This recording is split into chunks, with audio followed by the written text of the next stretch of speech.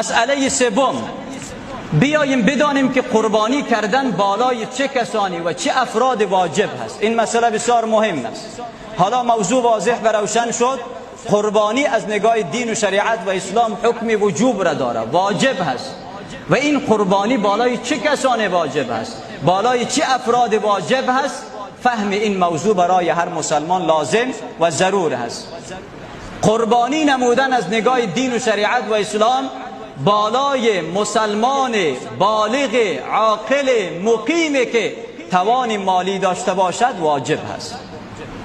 قربانی کردن بالای اول مسلمان، قربانی بالای کافر واجب نیست، بالای مسلمان واجب هست. و این مسلمان هم بالغ باشد، بالای طفل و کودک و نابالغ واجب نیست. بعدش این مسلمان عاقل باشد، بالای مجنون و دیوانه قربانی واجب نیست.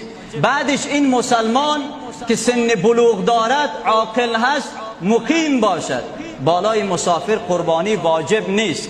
وقتی که یک مسلمان عاقل هست، بالغ هست، مقیم هست، شرط چهارم را هم داشته باشه، باز قربانی بالایش واجب است که توان مالی هست.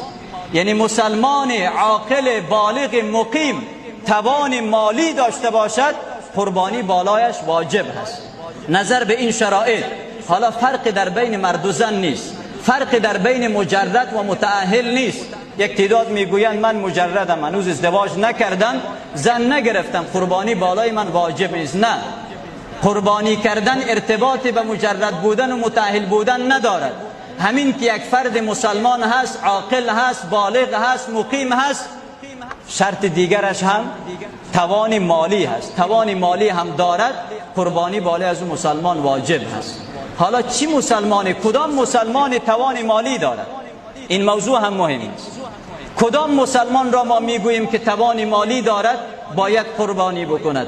مسلمانی که اگر پول نقد به اندازه نصاب زکات دارد یا اسباب و امکانات و لوازمی که اضافه از ضرورت زندگیش هست به اندازه نصاب زکات محاسبه شود، قیمتش و پولش بالای همین مسلمان قربانی و صدقه فطر واجب هست. حالا حد نصاب زکات چه مقدار هست؟ نصاب زکات از نصاب نقره گرفته می شود.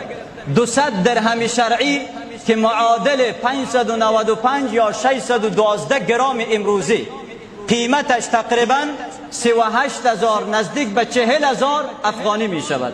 یعنی یک مسلمانی که پول نقد 38 نزدیک به 40,000 افغانی دارد یا اسباب و امکانات و لوازمی که اضافه از ضرورت زندگی هست، ضرورت